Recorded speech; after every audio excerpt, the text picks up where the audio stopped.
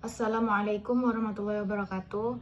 Saya Syamela Masakolika, NIM 074. Di sini saya akan mempraktekkan metode pembelajaran fikih pada kelas 8 MTS.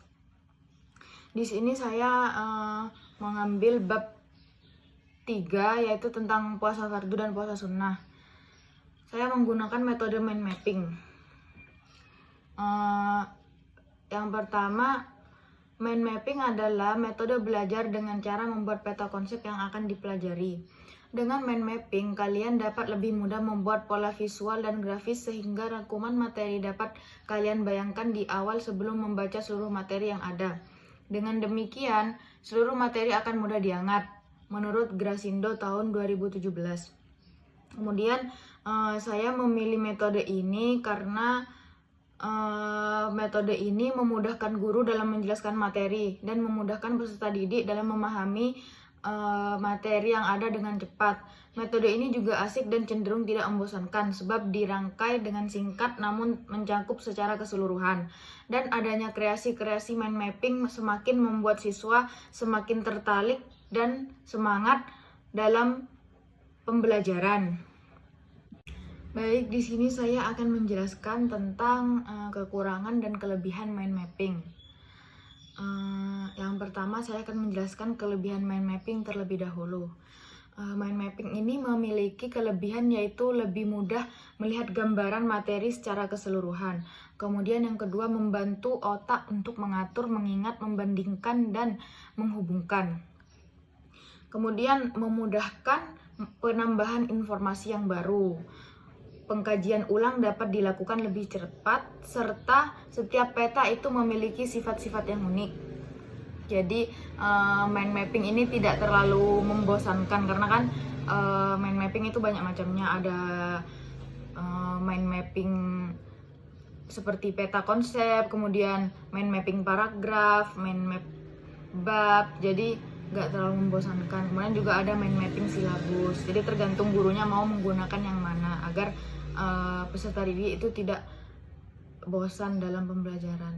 Kemudian di sini saya akan menjelaskan tentang kekurangan mind mapping. Jadi kekurangannya itu waktu terbuang untuk mencari kata kunci pengingat, karena kata kunci pengingat itu terpisah oleh jarak. Kemudian waktu juga terbuang untuk menulis kata-kata yang tidak berhubungan dengan ingatan. Yang terakhir, waktu terbuang untuk membaca kembali kata-kata yang tidak penting. Demikian kekurangan dan kelebihan dari mind mapping. Baik, di sini saya akan menjelaskan untuk langkah-langkah dari penerapan metode mind mapping, yaitu yang pertama dengan cara guru menyiapkan mind mapping terlebih dahulu, kemudian guru menjelaskan satu persatu terkait materi yang telah tersedia di mind mapping tersebut. Dengan demikian, peserta didik akan lebih mudah mencermati pembicaraan guru terkait materi pembelajaran puasa fardu dan puasa sunnah. Kemudian bisa juga dengan cara guru memberikan tugas membuat mind mapping secara berkelompok, kemudian nanti bisa per kelompok itu menjelaskan, atau juga nanti bisa guru sendiri yang langsung menjelaskan. Demikian langkah-langkah dari penerapan metode mind mapping. Baik, sekarang saya akan mempraktekkan cara penggunaan metode mind mapping. Assalamualaikum warahmatullahi wabarakatuh.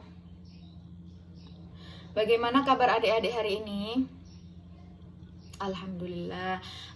Jadi sekarang kita sudah memasuki bab 3 ya, yaitu tentang puasa fardu dan juga puasa sunnah. Silakan dibuka bukunya halaman 40 ya.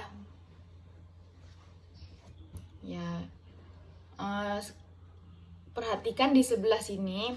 Di sini ada mind mapping yang sudah Ibu sediakan. Baik, yang pertama, Ibu akan menjelaskan tentang pengertian puasa. Puasa itu adalah menahan atau mencegah dari segala sesuatu yang membatalkan sejak terbit fajar hingga terbenam matahari disertai dengan niat, syarat, dan rukun tertentu. Kemudian di bawah sini ada macam-macam puasa. Macam-macam puasa itu ada banyak ya. Puasa itu dibagi menjadi dua. Yang pertama puasa fardu dan juga puasa sunnah. Nah, untuk puasa fardu sendiri ini biasanya kita lakukan setiap bulan Ramadan dan hukumnya itu wajib. Nah, sedangkan untuk puasa sunnah ini dibagi menjadi beberapa, yaitu seperti puasa sunnah Senin Kamis, kemudian puasa pada setiap bulan di tanggal 13, 14, 15, kemudian ada puasa Daud. Nah, kemudian adik-adik untuk syarat-syarat puasa ini seseorang itu diwajibkan melakukan puasa. Yang pertama itu harus muslim, kemudian dia itu wajib melaksanakan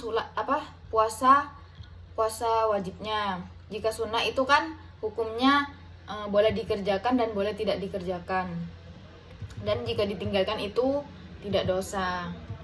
Kemudian hal-hal yang dimakruhkan ketika puasa yaitu ada berkumur-kumur, menyikat gigi, kemudian mencicipi makanan walaupun tidak ditelan. Jadi itu hukumnya makruh meskipun hanya mencicipi ya. Kemudian memperbanyak tidur ketika berpuasa, itu juga makruh. Kan ada kan yang bilang kayak, wah mending tidur aja, kan puasa itu kalau tidur kan berpahala katanya, tapi nggak boleh tidur terus-terusan. Kemudian berbekam atau disuntik itu juga tidak boleh, soalnya makruh. Terus sengaja melambatkan berbuka pada waktu yang sudah tiba. Jadi kalau sudah waktunya buka adzan, kita harus langsung buka, nggak boleh menunggu-nunggu gitu. Kemudian adik-adik, yang terakhir ada hal-hal yang membatalkan puasa. Pasti adik-adik sudah tahu kan hal-hal yang membatalkan puasa. Di sini dijelaskan, yang pertama itu ada makan minum dengan sengaja, kemudian murtad atau keluar dari agama Islam, kemudian yang ketiga muntah dengan sengaja. Misalnya kayak diorek-orek gitu biar muntah, itu nggak boleh. Kemudian yang keempat bersetubuh dan melakukan hubungan suami istri pada saat melakukan puasa. Kemudian keluar darah haid atau nifas, keluar air mani yang secara disengaja, merubah niat puasa, dan yang terakhir hilangnya akal karena mabuk, pingsan atau gila. Demikian adik-adik, mungkin ada yang kurang jelas bisa ditanyakan kepada ibu ya, nanti ibu jelaskan ulang. Mungkin sekian simulasi metode pembelajaran mind mapping dari saya. Kurang lebihnya mohon maaf. Wabillahi taufiq wal hidayah. Wassalamualaikum warahmatullahi wabarakatuh.